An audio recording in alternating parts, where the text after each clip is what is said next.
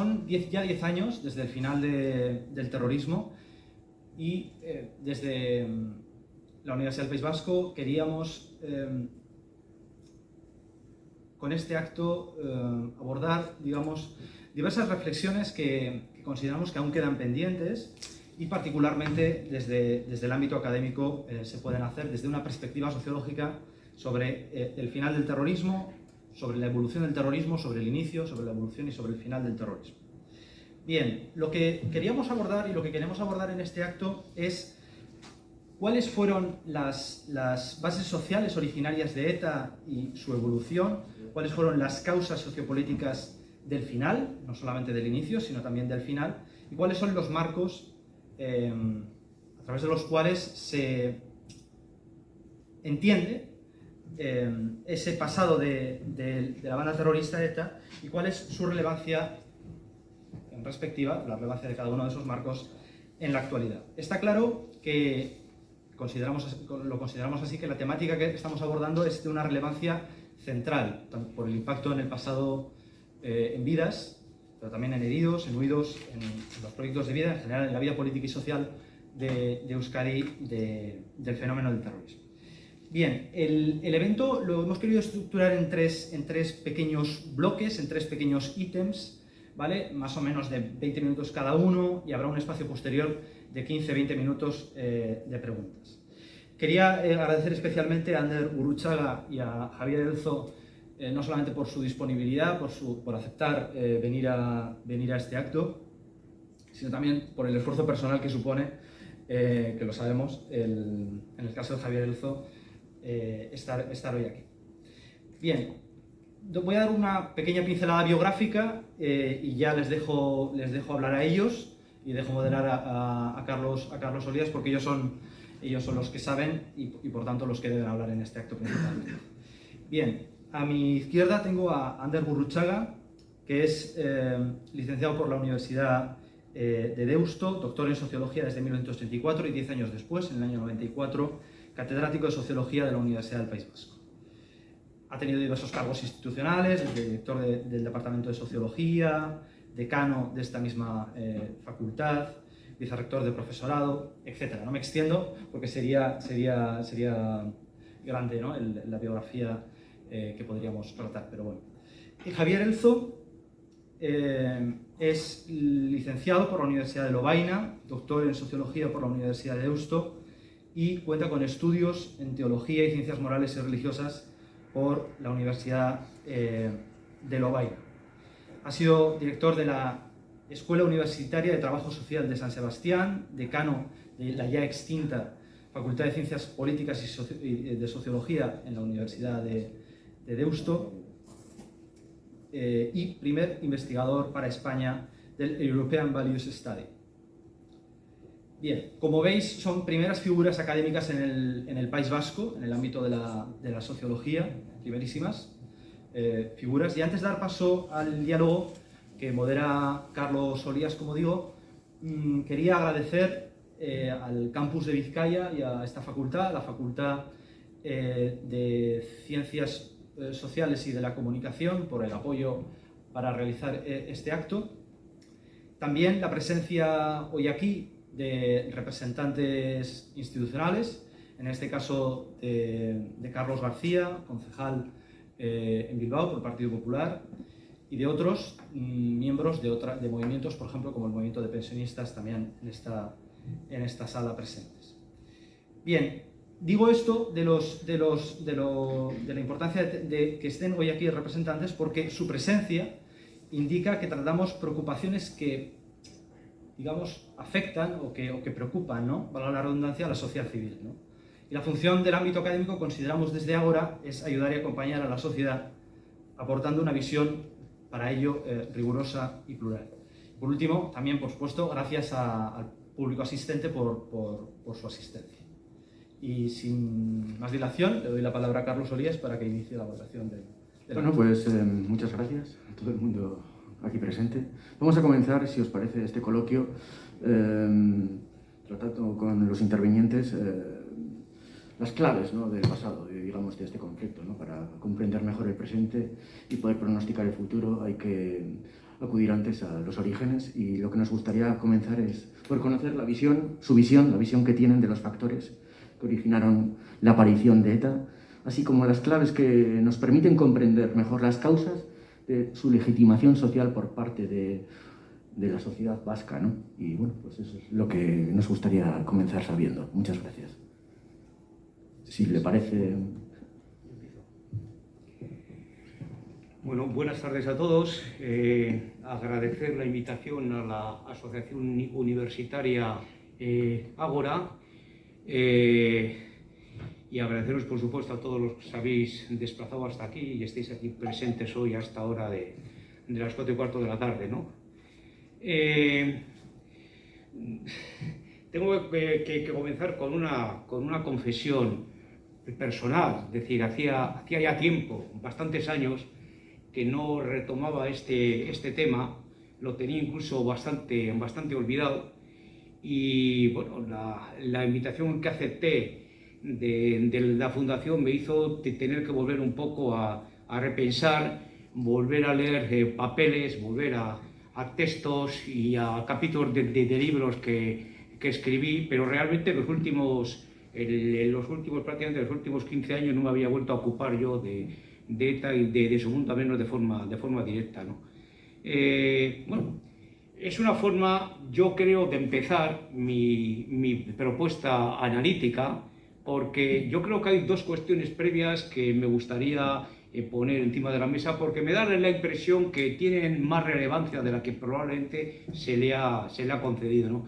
La primera es que para toda una generación, yo nací a finales de la década de los 50, es decir, toda mi vida se ha desarrollado bajo el estigma, el significado y el relativo poder de socialización de ETA y su mundo. Este me parece que es un dato importante, porque siempre he defendido, y volverá a aparecer hoy en alguno de mis notas y análisis, que el tema generacional es muy importante. A veces me da la sensación que sostenemos puntos de vista desde querellas generacionales, pero que básicamente las generaciones que vienen por detrás, las generaciones que tienen un día menos de 40 o 45 años, este tema pues lo han vivido de una manera bastante tangencial, ¿no?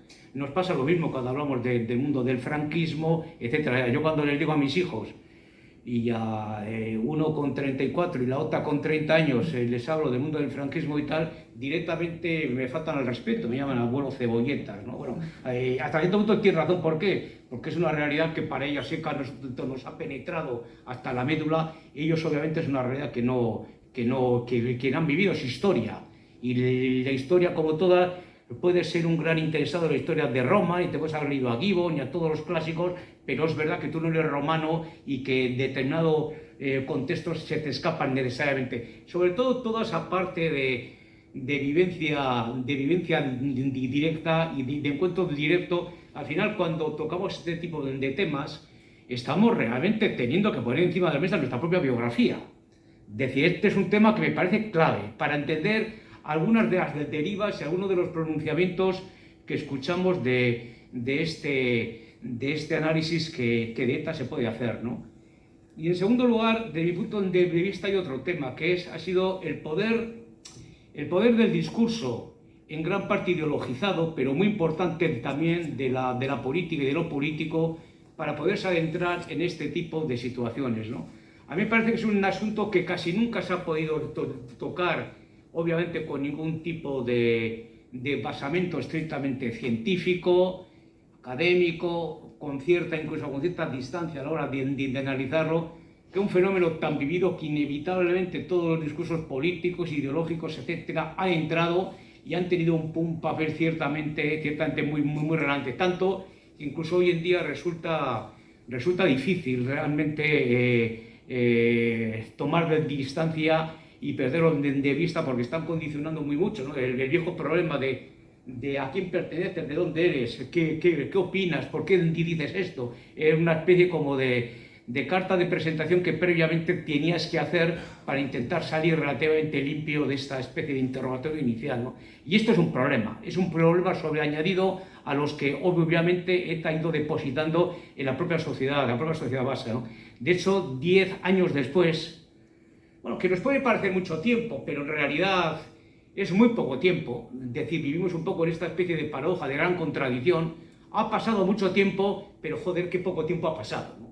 Y este es un tema fundamental, pero toda la especie de desbordamiento de los discursos político-ideológicos siguen ocupando un espacio ciertamente muy, muy relevante, y todo esto introduce sesgos a la hora de analizar los problemas, yo diría que bastante significativos, ¿no?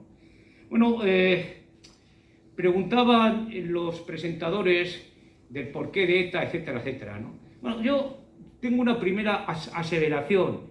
Se ha dicho con mucha frecuencia que ETA es una respuesta de la sociedad vasca. Yo no tengo muy claro esa tesis. Es decir, a mí me gusta más hablar que es probablemente la respuesta de una generación, más que la respuesta de toda una sociedad. Esto para mí me parece un tema bastante relevante, porque probablemente nos mete por callejones analíticos un tanto diferentes, ¿no? ¿Por qué ETA? Bueno, porque interpretan que Euskadi a finales de la década de los 50 y al comienzo de la década de los 60 vive en una situación agónica. El país se nos acaba, el país se nos ve. Si algunos os acercáis, porque igual a uno tenéis intención de hacer una tesis doctoral o estáis haciendo un trabajo académico específico, hay unos documentos claves, se llamaban documentos sí, que aparecen en 18 tomos, donde reunían una parte sustancial de los documentos que ETA fue generando en su tiempo, ¿no? En realidad, te encuentras sobre todo hasta casi final de la década de los 60, donde esta idea del agonismo, Euskadi se muere, el país se muere, la generación de nuestros padres han perdido la guerra civil, salen muy tocados de esa guerra civil, el silencio se impone frente a cualquier tipo de expresión, etcétera, aparece permanentemente, ¿no? Por otra parte, hay una constancia de la situación tan precaria del mundo de la cultura, del mundo de la lengua, especialmente del euskera. El euskera se muere, volvemos un poco a esta especie de tono agónico, ¿no?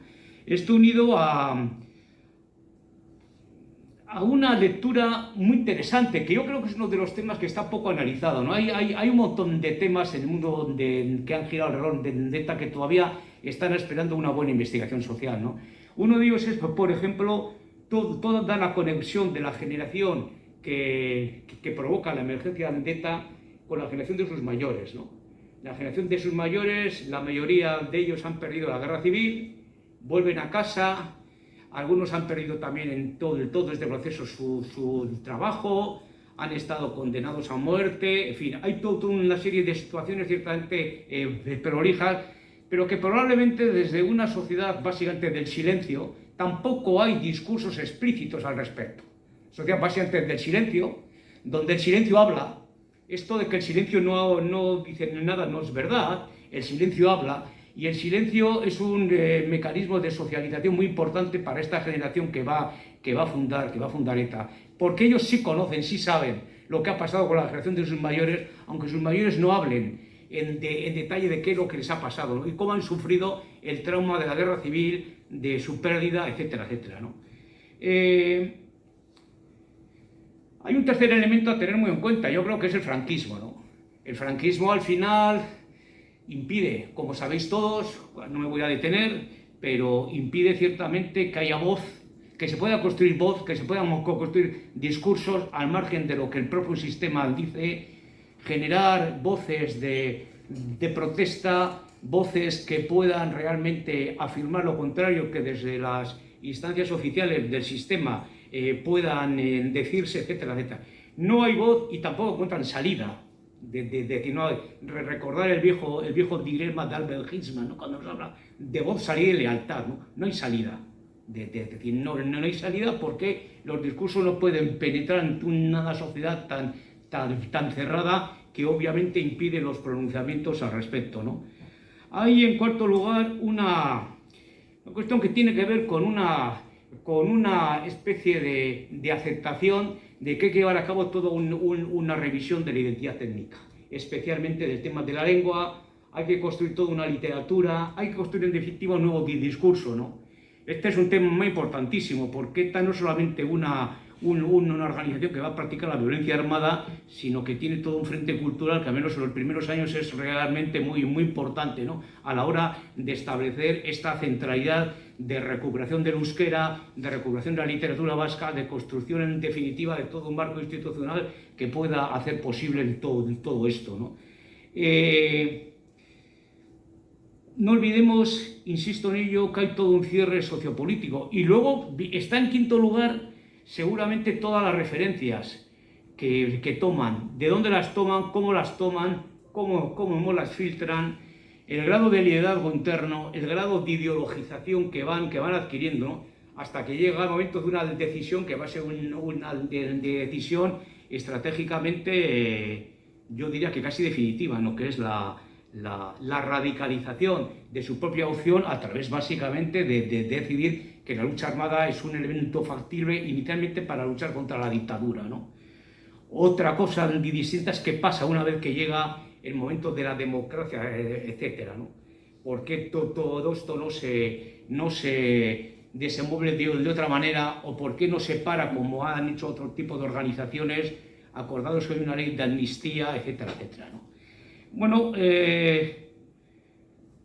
la acción armada, al final, lo que te sumerge es en algo parecido a lo que los expertos en sociología conocéis, que es el llamado efecto Juggernaut, es decir, acaba realmente tomando vida propia y condicionando absolutamente todo lo que se mueva a su alrededor. La militarización de una opción política, de una opción que pretende realmente la transformación cultural, que pretende realmente dotar de una estrategia política a una identidad herida, etcétera, etcétera, acaba realmente supeditando todo se acaba supeditando a la propia lógica armada, ¿no? Y esto es un problema que ciertamente se va a arrastrar, porque hay un momento determinado que seguramente la propia acción armada se acaba convirtiendo en su autorreferencia, es decir, todo esto obviamente con un proceso de consolidación que se va generando y que tiene que ver obviamente con la propia contestación que recibe de los aparatos del Estado, de la policía inicialmente franquista y posteriormente de la policía de la España democrática, etcétera. Claro, todo esto lleva básicamente a que todo este mundo lo que hace es crear un espacio propio. Un espacio propio muy protegido, muy cerrado, donde no se puede entrar en tanto en cuanto uno deciden que no formas parte de ese espacio, que no estás, y te conviertes en una especie de enemigo, en confrontación permanente, etcétera, etcétera, ¿no? Ese espacio propio va a ser clave, porque es el que va a mantener ciertamente el cierre y la unidad, especialmente de un discurso comunitario potente, fuerte y con una capacidad de generar una integración muy fuerte para el grupo que se reconoce obviamente en él, ¿no? Esto va a ser clave porque al final lo que eligen es una idea fuerte de disciplina estricta, lo que eligen lógicamente es una idea de que al final yo construyo una especie de sociedad paralela que se mueve con sus propios rituales, que tiene sus propios caminos, que tiene su propia forma de expresión y que ciertamente les permite sobrevivir a muchas vicisitudes. Es decir, cuando alguien se pregunta ¿por qué está sobreviviendo la democracia? Yo creo que una respuesta es esta, es decir, porque ha sido capaz de crear un espacio propio, ha sido capaz de crear algo parecido a una sociedad paralela que tiene su propia forma de vida, sus propios rituales, muy bien protegida en cualquiera de los márgenes, muy bien protegida ante cualquier penetración que pueda cuestionar realmente los núcleos centrales de ese espacio propio, ¿no? La democracia ciertamente no quiebra este espacio propio, sino al contrario, lo especializa, es decir, le obliga a hacer un doble esfuerzo y le obliga ciertamente a especializar y a especializarse y aún más estricto en el cumplimiento de sus consignas, de su forma de vida, de su manera de estar, etcétera, etcétera, ¿no? Está planteándose al final unos nuevos principios de legitimación interna. No valen para los que están fuera, pero sí valen para los que están dentro. Y estos principios de legitimación se van haciendo progresivamente cada vez más estrictos, se radicalizan más y se convierten realmente en elementos que permiten mantener un muro impenetrable ante los intentos desde fuera de ir un poco cuestionando toda esa realidad, ¿no? Mientras tanto, la propia la propia acción armada, insisto, les va condenando a medio plazo al ostracismo. Es decir, cuando te preguntan ¿ETA de qué ha muerto? ¿O por qué desaparece? Pues de una manera clara de irrelevancia. Es decir, nada de lo que has hecho, has terminado pagando el propio pecado del que iniciaste, porque en definitiva ninguna de las estrategias que pusiste en marcha has conseguido realmente plantearla, hacerla viable. Tus estrategias realmente, o sus estrategias realmente han fracasado. Y este es un problema enorme. Y yo soy de los que creo, es mi hipótesis, de que todo esto tiene que ver realmente con la opción de la lógica armada, que les lleva, eso sí, con una historia muy tremenda, llena de víctimas, de sufrimientos, de asesinatos, en fin, todo este tipo de recursos que conocéis, les lleva realmente a una situación donde hay un agotamiento real objetivo. No puede reclutar nuevos militantes, cada vez las fuerzas de seguridad del Estado obviamente van aprendiendo mucho más y mucho mejor su propio trabajo, te van penetrando y te van ciertamente obligando a que tu capacidad de incidencia política, pues obviamente vaya disminuyendo, ¿no? Pero estamos probablemente ante uno de los casos, hay otros en la historia, pero uno de los casos donde la opción que eliges al principio va a condicionar profundamente tu propio final. Final que tarda 50 y tantos años en producirse, pero que inevitablemente se produce, entre otras cosas, porque no es insostenible la opción con una transformación generacional como se ha producido en Euskadi.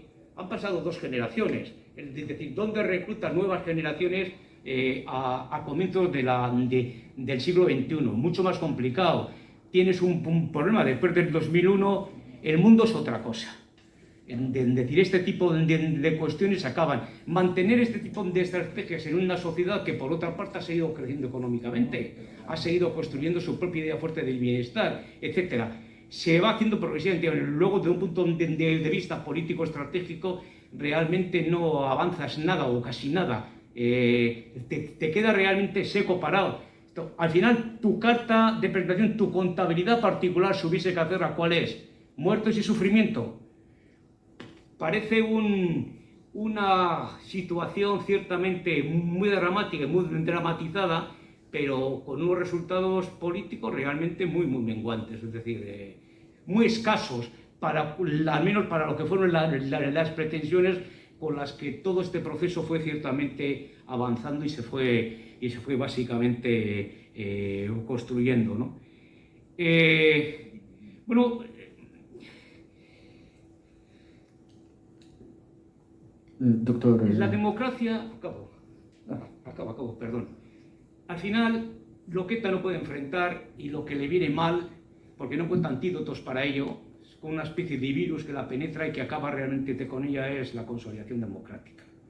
Consolidación democrática, el rearme de la sociedad civil, la aparición de movimientos sociales que de forma abierta le cuestionan su propio estatus, etcétera. Poco a poco, en un proceso de goteo que probablemente tardó más de lo que todo el mundo hubiésemos querido, pero inevitablemente está básicamente firmando su final. El problema es que es un final lento, es un final realmente penoso, pero al final el resultado no es evidente, ¿no? El resultado es que llega a su final sencillamente y acaba muriendo por agotamiento, pero no es capaz de soportar la fuerza que le están oponiendo la democracia, la fuerza de seguridad del Estado, la propia sociedad civil organizada, el contexto internacional, etc. No puede solventar todo ese tipo de cuestiones que están ahí absolutamente presentes. Y lo que queda, como decíamos, es efectivamente muchos muertos, mucho sufrimiento, mucho drama y una sociedad que probablemente queda muy tocada. Seguramente más de lo que estamos dispuestos a reconocer, más de lo que nos gustaría. Otra cosa es que, bueno, pues que efectivamente hay que seguir viviendo, como ha pasado en otros momentos, en otros pueblos, en otros lugares, las personas y los ciudadanos preferimos olvidar, nos convertimos un poco en amnésicos, pero con una convicción clara que hay formas de hacer que son absolutamente inviables, no ya solamente desde un punto de vista ético, que lo son, es un poco el el análisis de partida, ¿no? Sino incluso desde un punto de vista político, cuando quieres transformar las cosas a partir de determinados mecanismos de acción excepcional, tampoco van a funcionar. Al final, la democracia es lo que es, la democracia funciona, y la democracia en todos sus planos y efectos ciertamente te acaba disolviendo, ¿no? Vale, gracias.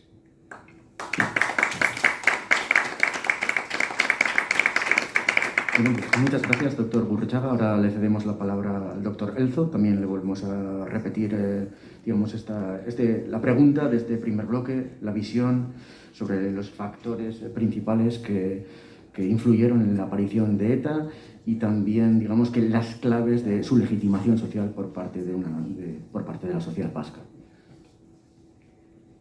Arratsalde on guztioi, buenas tardes a todas y a todos. Quiero agradecer a lo que yo digo, la Universidad Hermana del País Vasco, Euskal Herriko Unibertsitatea, la oportunidad que me da de estar en esta aula magna y de participar en este encuentro con Ander Gurruchaga y con todos vosotros. Me vais a permitir que me quite el bozal, porque yo estoy un poco averiado, ¿sabéis? Y una de mis averías es lo que se llama el EPOC, que es insuficiencia respiratoria crónica. Y hablar además con eso pues me cuesta mucho más. Quiero en primer lugar decir que estoy de acuerdo con lo que ha dicho Ander. Entonces el problema es en no repetir lo que él ha dicho en algunas cosas, ¿no? De todas maneras quiero subrayar alguna cosa de lo que él ha dicho, porque me parece muy importante. La distinción que él hace entre la sociedad y la generación. El tema de ETA exige, evidentemente, un planteamiento en base a la generación en la que nace. No solamente, aunque también ad intra, en la relación con sus padres, con los que perdieron la guerra y con los que hicieron que al final hubiera un silencio, como expresaba Ander, muy grande, e incluso hay que decirlo, una crítica por parte de algunos miembros de esa generación, a los planteamientos del Partido Nacionalista Vasco, como un partido de otro tiempo, con una ideología democristiana de otro tiempo, y que además se había de alguna manera enfeudado. ¿Con quién? Pues con Estados Unidos, lo que es conocida las conexiones que tuvo con Estados Unidos, no con Estados Unidos así grandes mucho, pero sí con la inteligencia policial de Estados Unidos. Claro, eso, y volvemos al tema de la ideología y del tema de la generación.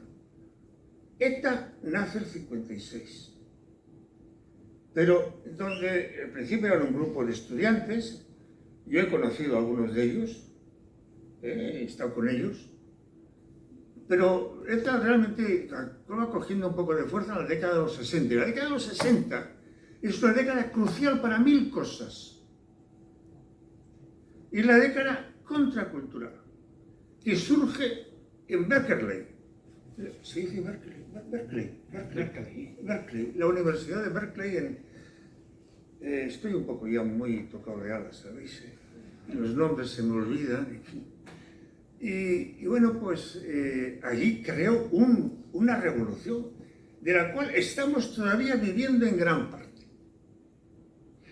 Junto al contexto donde hace el amor y no la guerra, al contexto, digamos, de crear una nueva sociedad, una nueva forma de ser, surgen también los movimientos revolucionarios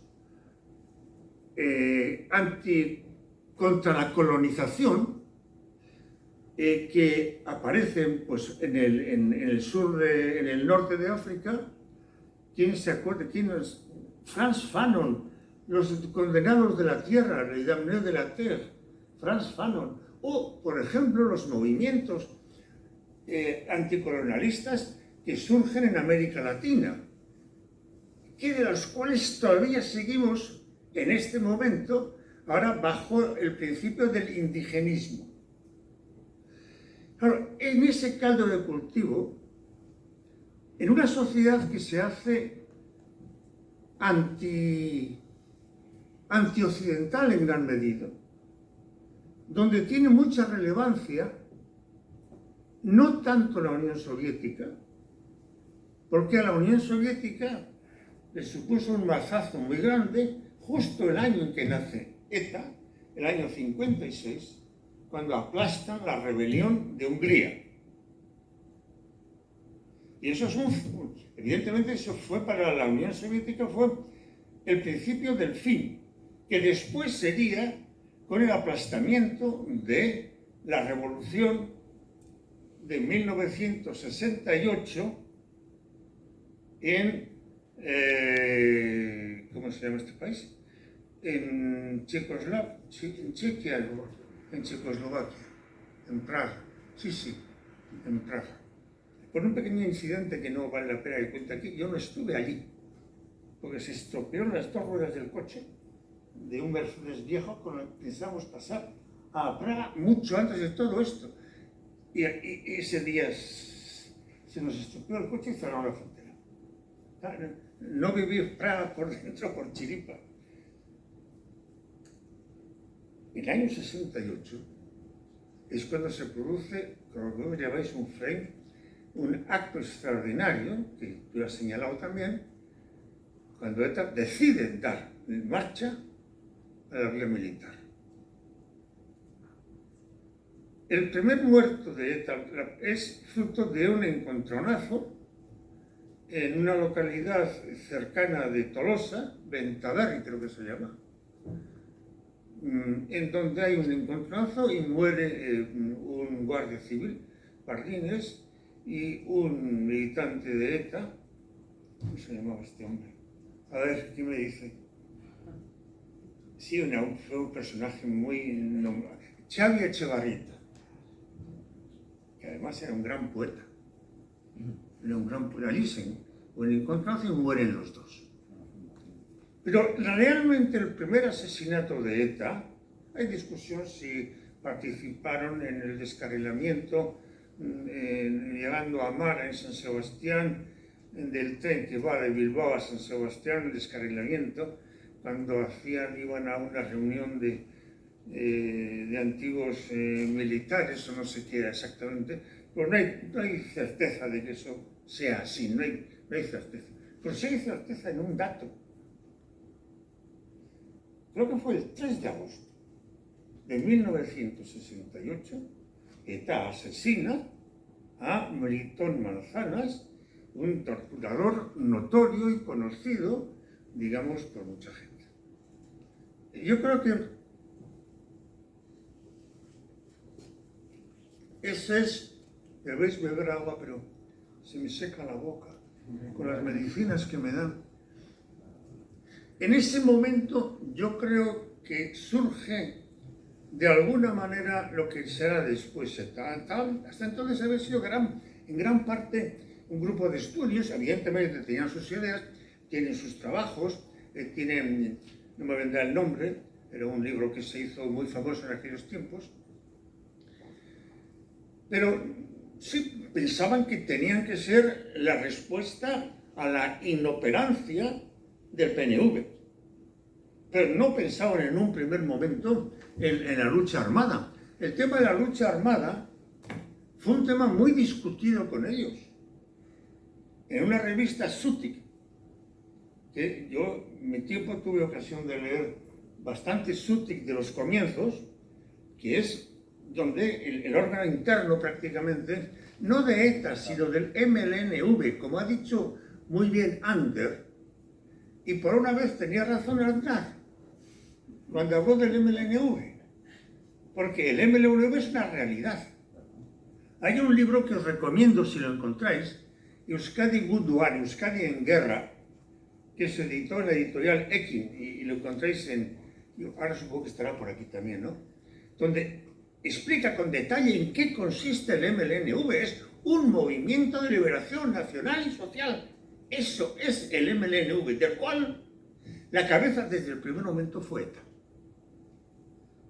Pero cuidado, ahí había ramas culturales, ramas artísticas, ramas feministas, ramas juveniles. Sabré yo lo que son las ramas juveniles por lo que me ha tocado en mi vida personal. Pues aquí también tiene razón Ander cuando dice que hablar de ETA es también poner nuestra vida por delante, ¿eh? Porque según la experiencia que hemos tenido, tenemos también una determinada lectura de ETA. Entonces, ETA realmente empieza a funcionar como tal, ETA, y sobre todo adquiere una preponderancia enorme también el ejercicio militar, ETA militar, a partir del asesinato de Melitón Manzanas. Eso tuvo lugar, como os he dicho, en el 80. Perdón, el 68, que se me van las cosas. El 68.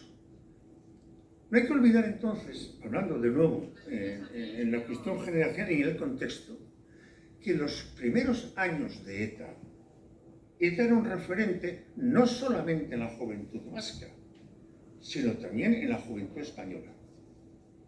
O sea, ETA era un referente porque era el que realmente se estaba oponiendo con armas en la mano al franquismo. Eso adquirió una importancia muy grande con el proceso de Burgos, que fue el año 70. Luego, fijaos bien, ETA adquiere relevancia incluso después de haber asesinado a Melitón Manzanas. O sea, la actitud que después será mayoritaria y que supondrá su agotamiento y su muerte, como ha explicado muy bien Ander, en realidad no se produce de la noche a la mañana. Ahí hay una trayectoria, unos frames, como decís vosotros. Os gusta poner nombres ingleses a las cosas. Pero es verdad, hay muchas etapas, hay muchos momentos. Yo no sé si me toca hablar un poco de esos momentos o me callo. Pero sí quiero decir el contexto, siguiendo el contexto inicial. Es que ETA es una organización aplaudida por la sociedad española como un órgano que se enfrenta al franquismo. Que mate a Melitón Manzanas, bien muerto está. Que después hace soltar por los aires a Carrero Blanco. ¡Ay, qué bien! ¿Hasta dónde habrá caído? Fue el 73. El 73. Y el 77, si no me equivoco, ETA, todos los presos políticos de España, y creo que muchos de los no políticos, fueron liberados. No quedó ninguno en la cárcel. No quedó ninguno en la cárcel. Duró poco esa historia. Y aquí empieza otra segunda etapa de ETA, que es la etapa de tomar la decisión que se tomó en Chiparta, en una reunión con el PNV, en donde intentaron, ha habido muchos intentos por parte del PNV, por parte del nacionalismo vasco, por parte del clero, de algún obispo vasco como se tiene. Ha habido muchos intentos de, ¿cómo diría yo?, amansar, digamos, la violencia de ETA y tratar de llevarle a Carlos Garaikoetxea, intentar llevarlos al redil de la democracia. Eso se produjo muy pronto y fue una constante durante mucho tiempo. Pero claro, cuando ETA, al poco tiempo de que salían todos los presos de la cárcel, asesina a Unceta Barrenechea en Guernica, entonces, ¡bum!, ahí sí que se produce una primera discusión entre la gente sobre lo que podían apoyar o dejar de apoyar a ETA. No, voy a terminar, si me permites, simplemente presentándoos unos datos que provienen de un profesor vuestro, Paco Llera. Pero antes quiero decir una cosa. es la división entre ETA quinta y ETA sexta. Yo lo viví personalmente en Lovaina. Hubo mucho refugiado que se marchaba fuera de Euskadi y muchos recalaron en París, otros recalaron en Lovaina. Yo les conocí, allí conocí yo pues a Julio Madariaga, me conoció bastante, a muchas personas que fueron para allí. La enorme debate que se producía entre ETA quinta y ETA sexta, ¿sabéis lo que les unía? El idioma. El idioma. Y había una persona, Chato Aguirre, ¿te das cuenta quién es Chato? Estuvo a lo mejor contigo en el gobierno, ¿no? En aquellos tiempos. Era viceconsejero de Cultura. Era viceconsejero de Cultura. Chato Aguirre, que se llama José María Aguirre, es la de ETA sexta. Y no sabéis la pelea que había. Formamos un grupo vasco de fútbol. Pero solamente cuando los de la quinta, los de la sexta no estaban admitidos. Excepto Chato Aguirre. ¿Por qué? Porque sabía mucho euskera. ¿Sabéis que Chillardello nos dio clases a nosotros en las aulas de la Facultad de Sociología de Lovaina? Entonces, eso es el estudio de ETA quinta y sexta a las peleas. Yo las he vivido en carne propia. Yo nunca he sido de ETA, ¿eh? He sido claramente anti-ETA. No tenéis ninguna duda. No ahora, sino antes. Desde el primer momento. Pero eso es un problema, no es cuestión. Pero quiero terminar esta intervención recordándoos tengo aquí dos fotocopias que son de Paco Llera, del Euskobarómetro. Una dice: hoy en Euskadi se pueden defender todas las ideas sin necesidad de recurrir a la violencia. Se pueden defender todas las ideas sin necesidad de recurrir a la violencia. Es una serie que va del 89 al 2013. ¿Por qué para el 2013? Porque el 2014 hago este libro que es uno de mis orgullos. Tras la losa de ETA. Publico este libro en 2014 donde está, entre otras, esta transparencia, esta distinción. Bueno, pues desde el año 89 al 2013, esta curva roja que veis abajo, son de las personas que dicen que no se puede decir lo que se quiere, mientras que la de arriba dice hay libertad, hay picos que coinciden muchas veces con rupturas de cuando ETA ha parado un trato, treguas de ETA. Coincide. Pero veis que la inmensa mayoría, en todo el tiempo, sostenía que se podía decir lo que uno quería, en todo el tiempo. La segunda es, quizás es más interesante, es la evolución, y termino con esta, la evolución de la actitud ante ETA en el País Vasco. Paco Llera distingue apoyo total, justificación crítica, justificación remota y rechazo total. O sea, apoyo total, justificación crítica, justificación remota y rechazo total. Y esto va, como la otra, de 1981 a 2013.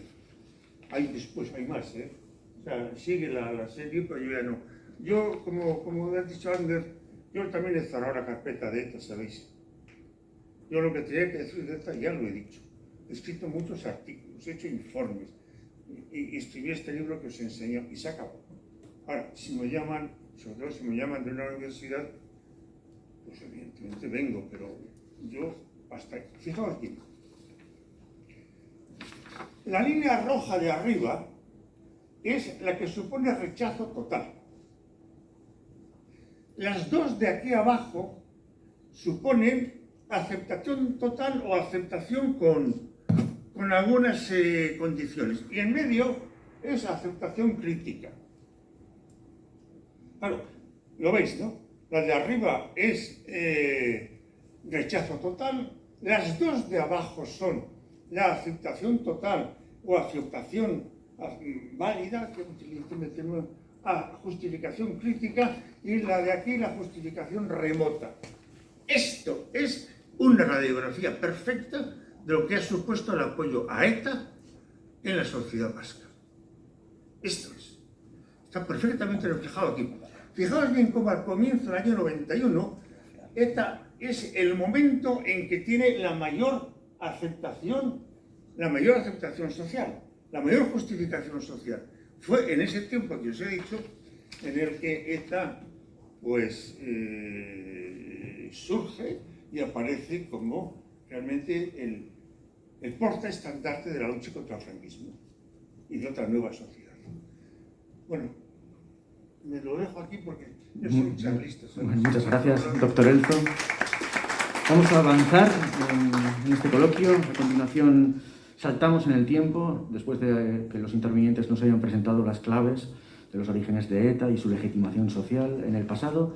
Saltamos en el tiempo y nos acercamos al 2011, año en el que ETA declaró el cese de la lucha armada. Y bueno, nos gustaría para proseguir que el doctor Elzo y el doctor Gurruchaga nos expusieran su análisis, el análisis que hacen de los principales factores sociales y políticos que a su juicio influyeron en el cese de la violencia, en el cese de la lucha armada por parte de ETA. Les pregunto tres cosas, ustedes pueden dar las claves que consideren: factores políticos, deslegitimación social, pérdida de votos, persecución policial. ¿Cuáles creen que son los factores decisivos que llevaron a ETA a abandonar la lucha armada? Gracias. Bueno, yo creo que antes os he indicado ya algunas señales de mi análisis, lo retomo ahora, si os parece oportuno. Yo concluí en varios escritos que me pidieron, en varios artículos en el año 2011. Yo hablaba previamente había formulado toda un análisis alrededor del poder que tienen las estrategias de implosión en todo este tipo de movimientos, ¿no? Se veía que aquello, pues la implosión, como sabéis, al final tienes un núcleo central, un núcleo duro, expansionado, fuerte, que poco a poco se va, obviamente, haciéndose más y más débil, hasta que llega un momento que prácticamente desaparece, ¿no? Al final, la palabra que yo elegí para representar este movimiento era ¿de qué mueres? De irrelevancia, de nada de lo que haces, excepto matar de vez en cuando a alguna persona, que es un drama en sí mismo, como os decía antes, tienen relevancia política. Si tú has querido transformar políticamente la sociedad sobre la cual estás actuando, no lo has conseguido. La democracia que decías perseguir, otros te la han construido. Teníamos un estatuto de autonomía desarrollado que permitió al País Vasco en gran parte desarrollarse como sociedad en aspectos claves. No consiguieron tampoco poner en tela de juicio el orden institucional. Las instituciones salían siempre perfectamente bien valoradas. En fin, al final, ¿qué pasa? La gran pregunta es ¿cómo es posible que hayas soportado tanto tiempo? Es un poco el viejo problema cuando se estudian los procesos de decadencia, ¿no? Tendemos a creer que los procesos de decadencia tardan casi siglos en producirse, ¿no? Y yo aquí me acojo a una de las frases de Gibbon cuando analizaba la caída de Roma, ¿no? Del Imperio Romano. Decía, bueno, lo que realmente habría que explicar en Roma, en sus condiciones, cómo es que aguantó 4 siglos más. Les correspondía haber desaparecido bastante antes, ¿no? Con ETA ocurre un poco lo mismo. ¿Qué le pasa? Pues que ciertamente no es capaz de digerir el agotamiento de su propia estrategia, digiere mal la distorsión generacional que se plantea. No olvidemos un tema que es clave, es decir, han pasado casi 50 y muchos años, han sucedido y estaba ya la tercera generación donde cada vez es más difícil, más complejo poder reclutar a alguien para integrarlo en tus filas. Es decir, tienes una falta evidente de gente dispuesta a militar de la manera como se exige para poder pertenecer a una organización de estas características, ¿no? Hay una falta absoluta, es decir, si se leen los últimos SUTIC y los últimos documentos que ETA va generando, cada vez menos y que cada vez realmente más pobres desde un punto de vista ideológico, uno saca inmediatamente las conclusiones que no hay claridad estratégica en absoluto. Entre otras cosas porque te has quedado fuera de juego.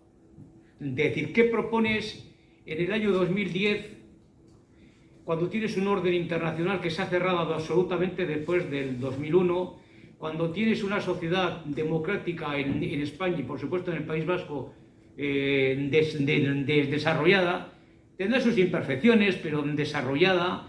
¿Qué ocurre cuando resulta que el crecimiento económico y la sociedad del bienestar está asegurando un buen viván a la mayoría de la sociedad vasca, cuando resulta que todo la lengua, que había sido tan importante en toda la articulación de su práctica, resulta que está manifiestamente bien protegida, ha penetrado en todas las instituciones, el sistema escolar va euskaldunizando prácticamente al 100% de los alumnos, etcétera, etcétera. Te quedas sin objetivos. A partir de ahí, ¿qué haces? ¿Qué otro camino te queda?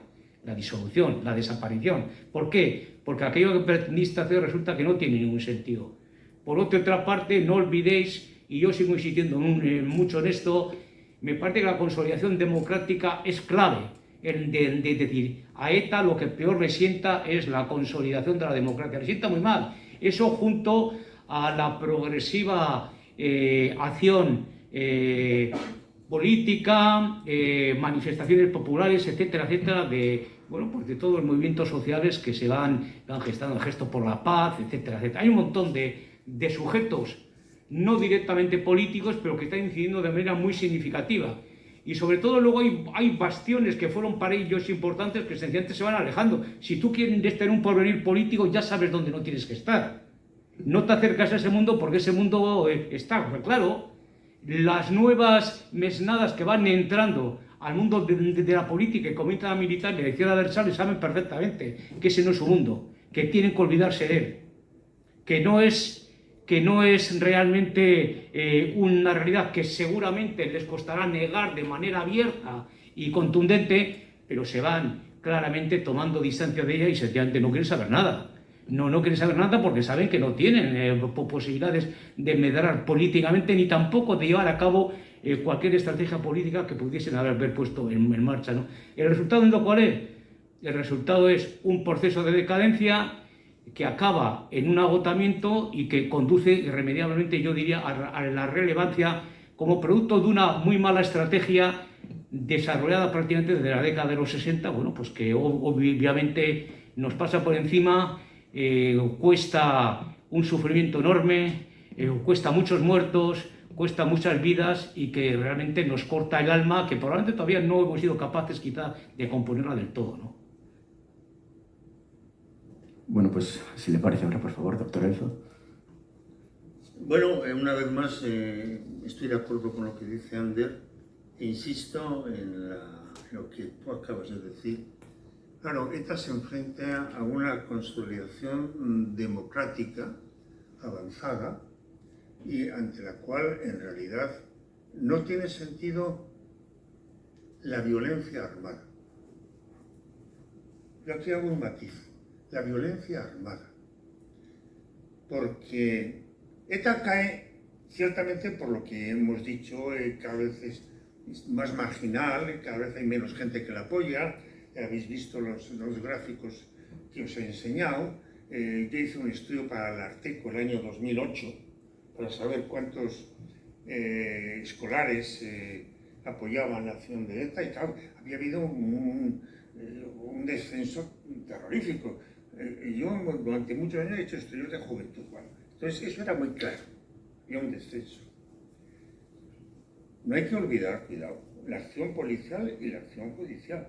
Como decían los más claros de ETA, más claros, los que tenían capacidad de ver que la policía no es tonta. Eso yo lo he oído no sé cuántas veces en mis tiempos de estudiante en Lovaina, cuando estaba allí ETA quinta y ETA sexta. La policía no es tonta. O sea, que mucho cuidado con la policía, hay que tomar muchos cuidados, por eso también, como decía Ander, oye, pues es una organización cerrada y mucho cuidado, y no te salgas de ahí, porque te pegan 2 tiros. Acordaos de Yoyes. Sin embargo, lo que no ha desaparecido y está viviendo y es la rama política del movimiento liberacional del País Vasco. que ha tenido muchos nombres y que ahora tiene básicamente o EH Bildu o Sortu o no sé qué nombre poner. Eso está ahí. Y esto es una cosa en la que se dieron cuenta algunos miembros de ETA y muy notorios, Urruticoetxea, por ejemplo, que tiene otro nombre más de guerra. ¿Cómo se llama Urruticoetxea? Con los nombres es terrible para mí, ¿no? Ese que están juzgando ahora en París, fue miembro del Parlamento Vasco, fue uno de los jefes militares de... Josu Ternera, eso es. Josu Ternera, que es Urruticoetxea. A mí me gusta respetar el nombre de la gente, así como no me gusta hablar de la banda de ETA. Soy de los pocos que, siendo acérrimamente contrario a ETA, no me gusta el tema de banda, porque ETA es otra cosa, es una organización terrorista. No es una banda, es una organización y muy bien pensada. La prueba es lo que ha durado. Lo que ha durado. Bueno, Josu Ternera es el hombre que intentó traer, digamos, la paz, intentó que se produjera, digamos, un final de ETA, y por ahí, como hay que decirlo también, Arnoldo Otegi, que no es amigo de mi corazón, no es persona de mi corazón, Arnoldo Otegi, ¿no? Pero como ese Jesús María Guiguren, y como fueron un poquito de tiempo,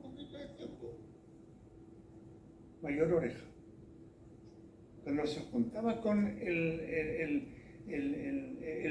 chiquito de Fruniz, como llamaban aquí, a Juan Mario Uriarte, obispo auxiliar de Bilbao, luego de Zamora y luego de San Sebastián, y entre ellos tejieron una posibilidad de algo, ¿no? O sea que hubo un tiempo en el que ya se veía claro, incluso muchos dirigentes veían claro que en realidad ETA estaba llamada a desaparecer como organización armada.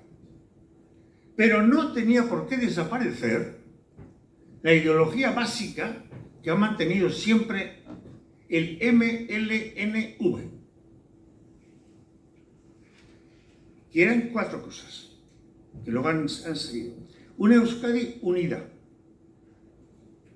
una Euskadi independiente, una Euskadi euskaldun y una Euskadi socialista.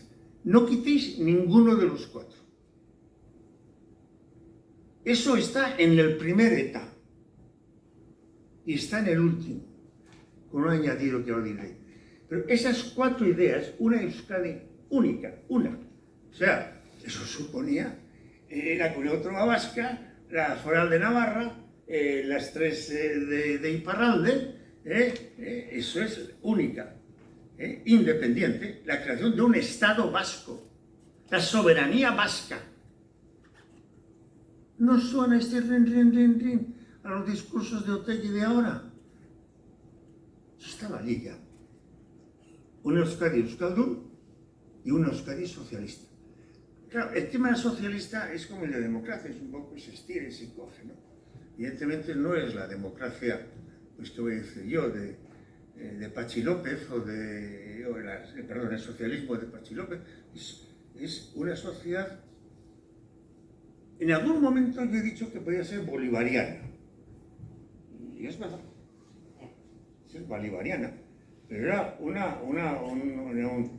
un socialismo ciertamente de signo marxista-leninista, sin la menor de las dudas. Y eso se mamaba en los años 60. Yo me acuerdo de un curso que era sobre sociología de la acción o algo así, no el libro de Turén, en los cuales el 40% de las horas las dedicamos a estudiar la China de Mao y la acción de Mao, la forma de Mao como agente provocador del cambio social. Eso mamó también ETA.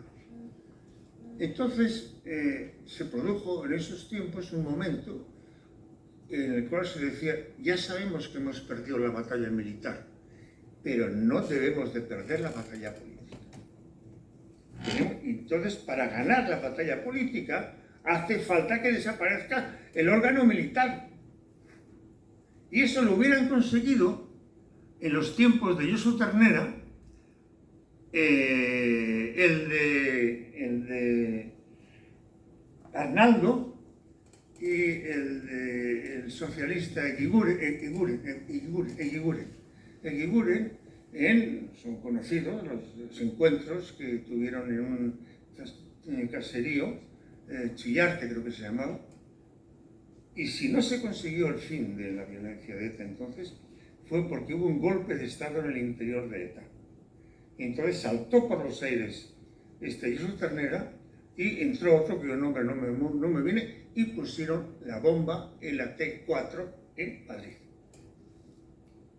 Ese fue, yo diría que, el último acto, la última gota. Eso de gota es una forma siniestra de decir cuando murieron 2 personas allí, pero en fin, es el último acto que supuso la ruptura ya absoluta de la mayor parte de la sociedad vasca. Quedaban ya muy pocos entonces, incluso de los que defendían los planteamientos teóricos de Euskadi, una independiente socialista, etc., pero que no aceptaban la lucha militar. Ahí se acabó. Luego, y termino con esto, Bildu, el primero creo que habría que decir es todavía Herri Batasuna, convertido después en Sortu.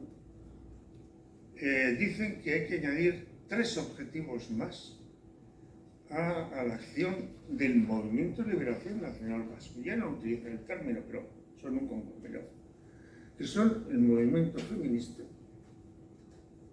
el internacionalista, y me olvido de uno. Son cosas de la cabeza. Hay un tercero más. Habrían añadido 3 nuevos objetivos fundamentales, que eran el feminismo, el internacionalismo, y no me viene a la cabeza el ecologismo. ¿Cómo? El ecologismo, exactamente. Exactamente, gracias. ¿Veis? Esto es lo bueno que tiene de que la gente escuche y además que aporte. Esos 3 movimientos son los que en este momento forman parte de la bandera sin renunciar a los 4 anteriores. Luego, hoy en día, el movimiento Sortu, Herri Batasuna, como carajos queréis llamarlo, tiene 7 objetivos. 3 históricos, 4 históricos y estos 3 nuevos.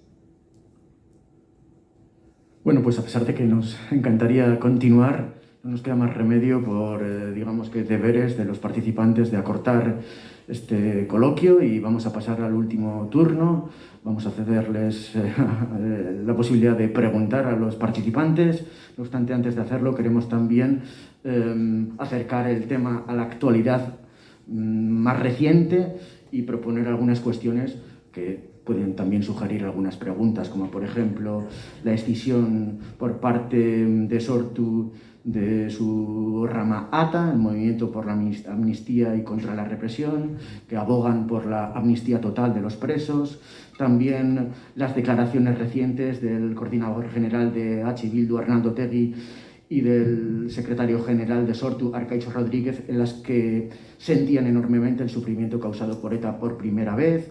También la apertura reciente del secretario general del Partido Socialista de Euskadi, Eneko Andueza, a poder pactar con EH Bildu en el Parlamento Vasco y así cambiar, digamos que, la balanza de poder que actualmente existe. La crítica que le ha hecho, por ejemplo, el presidente del Partido Nacionalista, Andoni Ortúzar, de alguna manera no tienen mayoría en el Parlamento Vasco, y la posición del Partido Popular que ha hecho hoy actualmente su presidente, Carlos Iturgaiz, en la que critica que el Partido Socialista de Euskadi se pueda abrazar a las manos de ETA. Bueno, pues estas son algunas de las claves. Para eso convócanos otro día, porque responder estas 5 cuestiones... Y bueno, pues vamos a dejar que ellos pregunten. Yo solo he lanzado esta batería de ideas para que quizá podáis bueno, pues preguntar sobre ellas o sobre lo que os apetezca.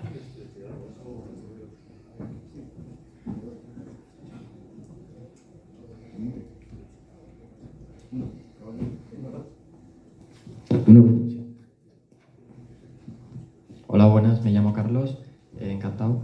Mi Mi pregunta ha sido sobre dos cosas que a los dos que has dicho tú, no sé cómo te llamas. Yo también me llamo Carlos. Carlos, toca ya. Sobre qué importancia puede tener las decisiones que han surgido en la izquierda abertzale en el futuro, y también el tema que has mencionado tú de ese posible pacto que pueda tener el PSOE con Bildu.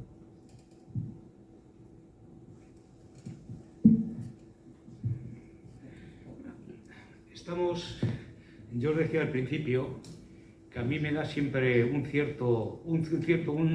cierta actitud intelectual de distanciamiento cuando asistimos a esta especie de juego de a ver quién dispara más rápido. Es decir, estas declaraciones políticas que permanentemente se producen, que tienen que ver con, desde mi punto de vista, con algo que probablemente para los que practican la política de forma profesional pues pueda ser muy interesante.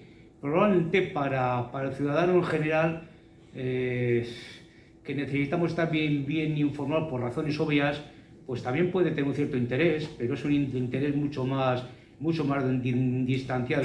A mí, francamente, me parecen todo cuestiones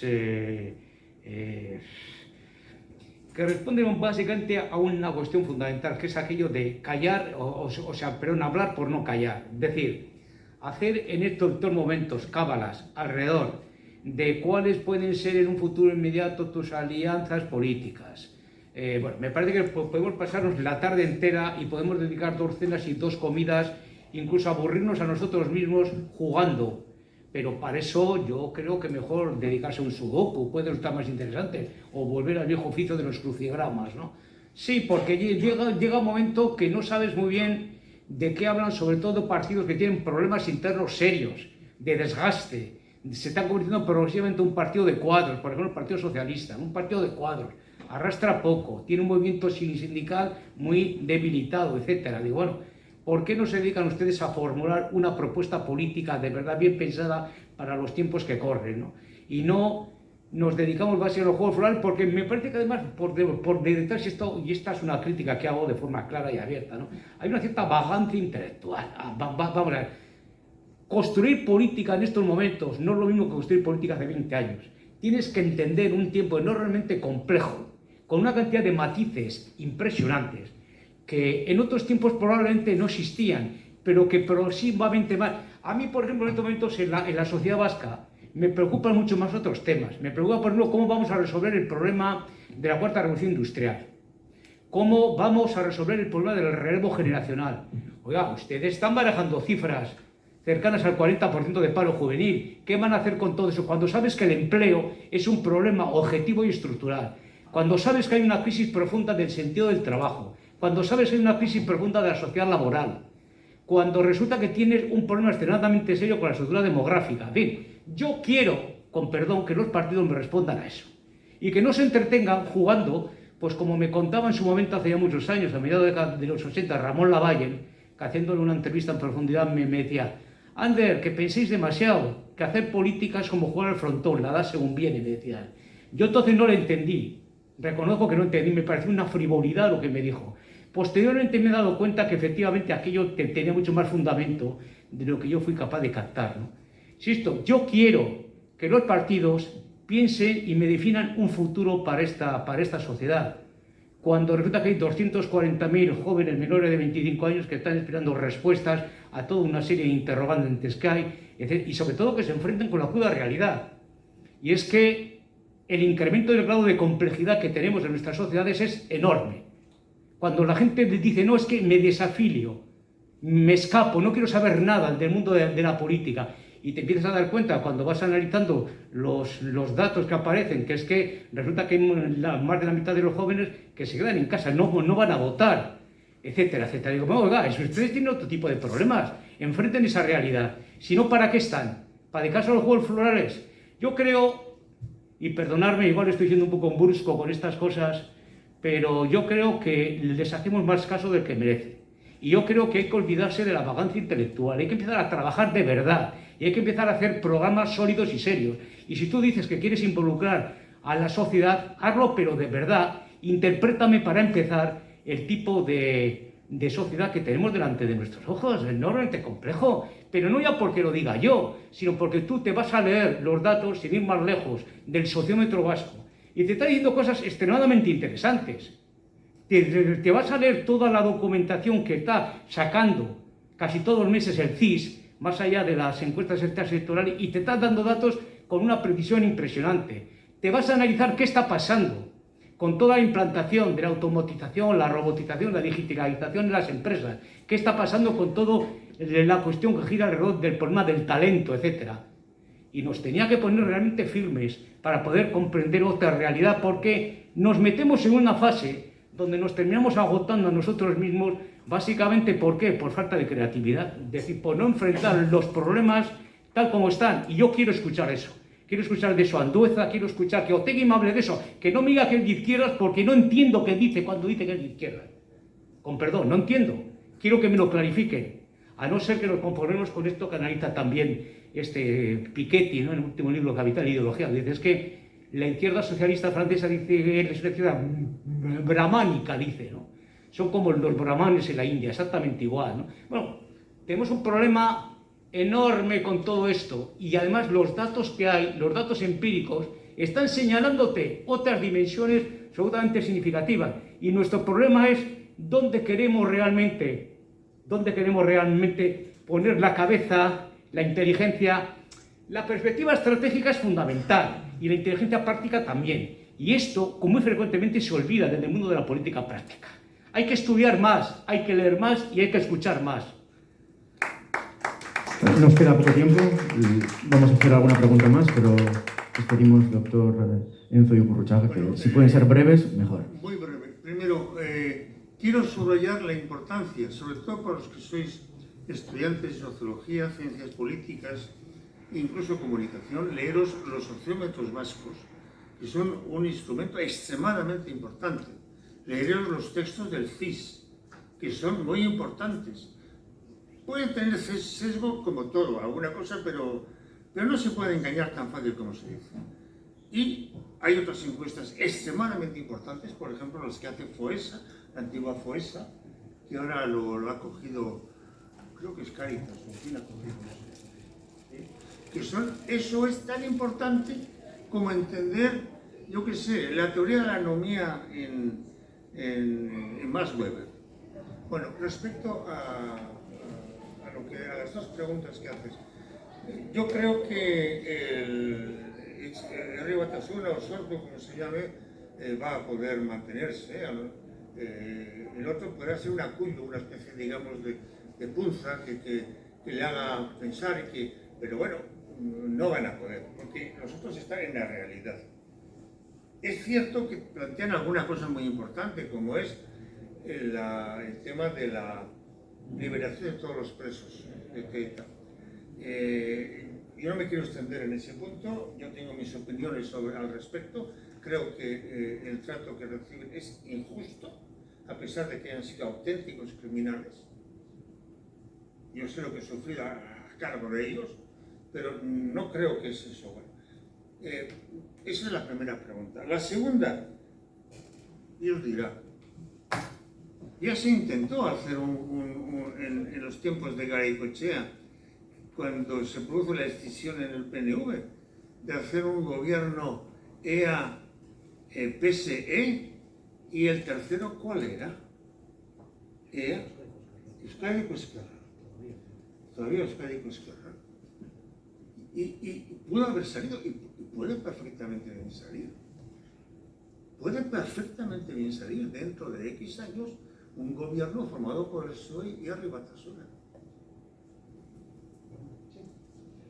Bueno, primeramente, gracias, eskerrik asko. Yo tengo dos preguntas. La primera para Ander. Has hablado de que ETA sobrevive a la instauración de la democracia en España, no obstante, termina sucumbiendo a la consolidación de la misma. Y has hablado también de que existen una serie de mecanismos de legitimación interna en esa especie de pequeña sociedad que se crea alrededor de ETA y de la izquierda abertzale. A mí me gustaría, si pudiera ser, que nos dieras un par de pinceladas sobre si existen cambios en esos mecanismos de legitimación interna con la consolidación democrática que hacen también que ETA termine. Y después, si se me permite otra pregunta, para Javier, has hablado de la cuestión de las víctimas, Has hablado de José Antonio Pardines, el guardia civil que fue muerto por Xavi Etxebarrieta, también de Melitón Manzanas. La pregunta es clara. ¿Consideras que el relato histórico que se ha hecho de equiparación de los Melitón Manzanas o Carrero Blanco con los Isaías Carrasco o José Antonio Pardines es precisamente uno de los errores que deja al desnudo que quizás esa consolidación democrática en España lleva ciertos años de retraso con las consolidaciones democráticas en otros países de Europa, como por ejemplo Alemania? Gracias. Bueno, lo que pasa, lo que ocurre es que lo que es el plan inicial, yo diría que con el paso del tiempo, en la medida que la democracia va exigiendo más y más, cuando tú tienes que operar en un régimen democrático, te ves en la necesidad de tener que explicar mucho más qué eres, qué haces, para qué lo haces, etcétera, etcétera, ¿no? Esto cuando tú resulta que estás controlando un espacio propio con una sociedad que se mueve prácticamente en paralelo, te obliga realmente a tener que radicalizar aún más los elementos de cierre de ese nicho, y de esos entornos que se mueven a tu alrededor y que sabes que son vitales porque son los que te van a poder dar vida, ¿no? Claro, esto eleva la categoría del militante casi a un nivel sacralizado. No se puede faltar básicamente a la norma básica porque el grupo lo que te está exigiendo es lealtad absoluta.